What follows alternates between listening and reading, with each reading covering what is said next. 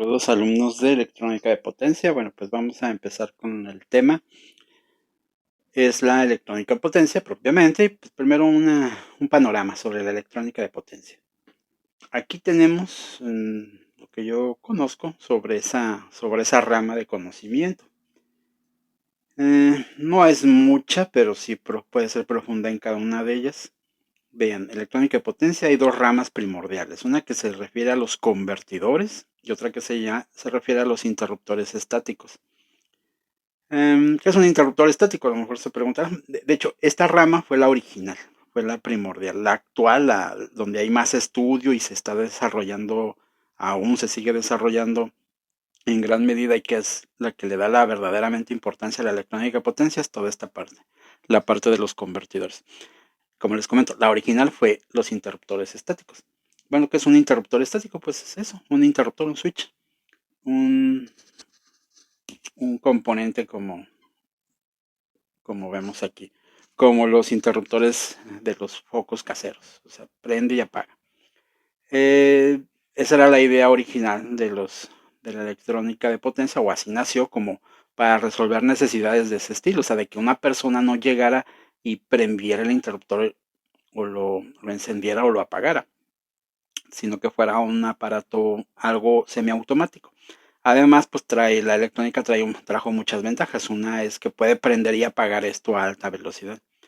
Un interruptor mecánico pues no dura mucho tiempo, tiene una cierta cantidad de vida. Igual también los electrónicos, pero comparado uno electrónico a uno mecánico, pues el tiempo de vida de uno mecánico es increíblemente corto, ¿no? Son de algunos pocos miles de interrupciones. En cambio, un interruptor electrónico pues podría interrumpir en un solo segundo miles de veces. Entonces es una gran diferencia de vida. ¿En qué se utilizan? Bueno, pues la manera más sencilla, digámoslo de esa manera, es poner una carga. Esta sería la carga. Y poner una fuente de alimentación, que puede ser directa o alterna. Y lo único que hace es, a través de un sistema de control, encender y apagarlo. Y eso trae como ventajas, desde el solo hecho de prenderlo remotamente, prenderlo o apagarlo, a entregar una cierta cantidad de energía aquí. O sea, si está prendido siempre, entrega mucha energía a la fuente, a la carga. Si siempre está cerrado, si siempre está abierto, pues entrega cero energía. Y si está a la mitad abriendo y cerrando, pues entrega la mitad de la capacidad de esta fuente. Entonces, es la manera más sencilla. Entonces, la electrónica de potencia nació de esta manera. Apareció con la electrónica de los bulbos, o sea, de válvulas. En este caso no se usaban válvulas al vacío, se utilizaban válvulas con gas, porque se ocupan grandes cantidades de corriente. Las válvulas al vacío, precisamente como son al vacío, manejan muy poca corriente. En cambio, aquí se ocupaban grandes flujos eléctricos. Entonces, los componentes que pueden manejar grandes flujos eléctricos son válvulas con un gas que puedan operar de esa manera. Luego, con el advenimiento de los semiconductores, pues cambiaron esas válvulas a materiales semiconductores. Tardaron algunos años desde que aparecieron los semiconductores hasta que pudieron manejar grandes flujos de corriente y voltajes aquí altos, porque la electrónica original pues era de señales más pequeñas. Entonces tardaron algunos años, no muchos, y empezaron a aparecer componentes que podían manejarla. Y todos esos componentes se llaman interruptores estáticos. Estáticos porque no tienen partes mecánicas, ese es el concepto. Ok, y luego esto nació al inicio con esa electrónica y pues de esas capacidades de prender y apagar, esos interruptores estáticos, pues surgieron todas estas posibles aplicaciones que son los convertidores. Es convertidores de corriente alterna a corriente directa. Esto yo me imagino lo conocen porque es el convertidor típico. Esto lo vieron seguramente en electrónica analógica. Cómo hacer de la corriente alterna de la línea de alimentación, que en México son 127 volts efectivos, una señal sinusoidal de 127 volts RMS, convertirla a corriente directa. Y pues pues se emplean algunos componentes y ustedes ya conocen. Hay diagramas a bloques típicos, utiliza un rectificador, utiliza algo que haga que se baje el voltaje porque es un voltaje muy alto. Cómo lograr de un voltaje de 127 volts efectivos, que equivalen como a 180 volts pico, cómo bajarlo, por ejemplo, a 3 volts y cargar un teléfono celular. Entonces, ¿cómo bajar ese voltaje tan grande a uno tan pequeño? Entonces se llaman convertidores de AC a DC. Antiguamente, si tuvieron celulares de hace, que será, unos 6 años hacia atrás, esos convertidores eran pesados porque usaban transformador. Entonces era un tipo de fuente convertidora de AC a DC. Actualmente, ya la electrónica de potencia llevó esos mismos convertidores a ser muy pequeños y ligeros, con mucha más electrónica. No utilizan transformador para hacer la reducción de voltaje. Entonces, uno de los temas, y de hecho uno de los principales temas, todo mundo utilizamos uno de estos actualmente. Bueno, cualquier persona o casi cualquier persona que utilice electrónica de manera regular, pues hace uso de ellos, ¿no? Cuando prendemos un aparato de televisión, cuando prendemos la computadora, cuando eh, conectamos el teléfono celular, está en muchos aparatos ya, ¿no? Que no sean de baterías, porque bueno, ¿cómo se cargó la batería? Si es que es una batería recargable, pues utiliza uno de estos. Ok, la otra rama, los convertidores de corriente alterna, corriente alterna. ¿Para qué serviría uno? Bueno, pues tengo una frecuencia baja, convertirla a una frecuencia alta. O una frecuencia alta, convertirla a una baja. O un voltaje de 10 volts pico, pues convertirlo a 180 volts pico de valor efectivo. O el valor que sea. Entonces se llaman convertidores de uno u otro. Bueno, son convertidores de corriente alterna a corriente alterna. Ahora, esos convertidores utilizan diferentes técnicas. Por ejemplo, algunas se le llaman onduladores porque lo que hacen, todos llevaron ya diseño analógico. Diseño analógico, recordarán ahí unos temas que son los osciladores. Y los osciladores, pues son aparatos que son extremadamente útiles. Prácticamente toda la electrónica digital sí, la electrónica digital hace uso de un oscilador, porque casi siempre son circuitos que son síncronos. Entonces utilizan un reloj. Ese reloj, pues ocupa un oscilador. Entonces ese oscilador, pues, ¿cómo se crea? Bueno, pues una forma es tener corriente directa. A partir de la corriente directa, creo la señal, una oscilación. Entonces, una forma de crear estos convertidores es de AC, usar algo así, de AC pasarla a DC. Y luego de DC pasarla a AC.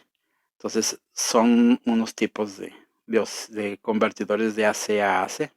No son muy eficientes, o bueno, se busca que sean muy eficientes, pero tener etapas de conversión, pues lo hace un poco menos eficiente. El otro es pasar directamente de AC a AC. Bueno, pues son en un término que se llama cicloconvertidores. Y bueno, pues ya se verán en su momento. Están la otra rama, que también es extremadamente importante, los convertidores de DC a DC. Y pues aquí tenemos las subramas, de DC a DC de subida. O sea, tengo 5 volts y quiero 12 volts. ¿Cómo lo logro? Uno pensaría, caray, pues ¿cómo se hace? Bueno, pues hay técnicas para hacer eso, de un voltaje bajo a uno más alto. Y son los convertidores de subida. También está lo contrario, que es lo más sencillo y que ustedes conocen por esos cursos de electrónica analógica. Cómo convertir una señal de voltaje alto, de corriente directa, a uno más bajo. Y es la manera más sencilla, ¿no? Son reguladores, o sea, bajan el voltaje. Aquí las técnicas que se emplean no son necesariamente la que se conoció en esa electrónica, porque aquella manera no es eficiente, hay maneras más eficientes de hacerlo. Eficiencia me refiero a si entrega un watt, que ese watt aparezca en la carga. Que mi elemento aquí de control de la energía, pues no se quede con potencia. No hay nada 100% eficiente, quiere decir que si, por ejemplo, entrego 100 watts aquí, y acá aparecen 50 watts, quiere decir que los otros 50 se quedaron en mi control. Y sí, los controles originalmente de hace muchos, ya décadas, pues funcionaban de esa manera, ya lo veremos. Y con esta electrónica precisamente se pasó de tener eficiencias del 50%, o sea, entregar 100, tener 50 en la carga y los otros 50 en el control, pasar de eficiencias del 50 o inclusive podía ser de menos, pasar a eficiencias de casi el 100%. No son totalmente eficientes, llegan a un buen controlador, pues está arriba del 95%, ¿no? De eficiencia. Entonces, eh, ya hablaremos un poco de lo que vieron en electrónica analógica para hacer esos reguladores y veremos que en realidad es una electrónica muy poco eficiente, muy poco eficiente. Y bueno, entonces hay convertidores de DC a DC de subida, a bajada, para bajar el voltaje, y hay unos convertidores que curiosamente pueden hacer las dos cosas, subir o bajar el voltaje dependiendo de lo que esto hace. Digámoslo así, este control, la esquema que tiene, pues puede producir subida o bajada. ¿Okay? Y la otra rama que aquí se ve son los convertidores de DC a AC, de corriente directa, generan corriente alterna. Estos son conocidos como inversores, no sé si han escuchado. Inversor. Comúnmente así se le conoce. Los han visto, yo creo que si van a en algún, ¿qué será? ¿Cómo llamarlo? Una taquería de las que están en carreta. O cualquier puesto de carreta y que tienen focos ahí o el equipo que tengan que usar, a veces hasta tienen refrigeradores, tienen diferentes cosas, televisión inclusive, abanicos, y utilizan equipo que es de 127 volts. Y entonces, pues ellos lo único que tienen es una batería a veces. Entonces, algunos ponen todo una planta, ¿no? Que es un motor girando y generan la corriente alterna. Pero algunos se habrán dado cuenta que solamente tienen el carro, o inclusive ahí se ve, pusieron la batería y de la batería lo conectan a un circuito, bueno, un aparato electrónico, y de ese aparato electrónico conectan la corriente de las señales alternas y ya alimenta pues el equipo que se tenga a la mano, ¿no? Obviamente no puede alimentar no puede alimentar mucha carga, ¿no? Se utilizan las camper, o sea, tiene un refrigerador, un frigobar, plancha o lo que tenga la camper. ¿Y de dónde sale la energía? De baterías. Entonces un convertidor de corriente directa a corriente alterna. Esto se llama inversor. A ver, aquí me está... Estos de aquí se llaman rectificadores. Rectificadores, es así en términos generales.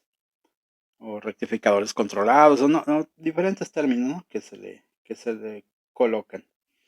A los de corriente directa a corriente directa se le llaman también recortadores,